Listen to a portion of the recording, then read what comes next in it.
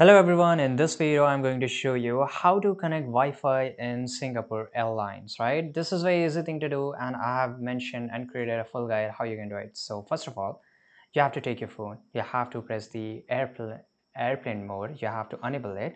So before connecting to any flight in Wi-Fi, right? This is very important and connect to the Criswell network. So look for Criswell wireless network on your device and connect to it. So usually whenever you are into the Singapore Airlines, you will find this option, this Wi-Fi connection, which is called Criswell, access to the Wi-Fi portal. So once connected to the Criswell network, you will be redirected to the flight Wi-Fi portal page, which look like this. As you can see here, Singapore Airlines Wi-Fi portal and everything. So you have to again click on Wi-Fi portal, and once you have connected to it, it will you have to check your eligibility for free Wi-Fi. Of course you will be eligible for that.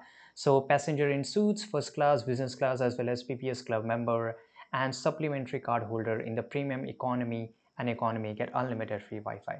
So if you're one of them, you are eligible for the free Wi-Fi.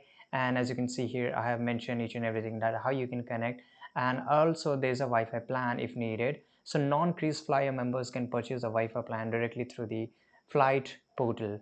Plans are available for 1 hour, that is around $4, and for the 3 years it's around $9, and for the unlimited access it's around $16, right? So you can just go for them, and it's very easy thing to do. I hope you found this video very useful. Subscribe.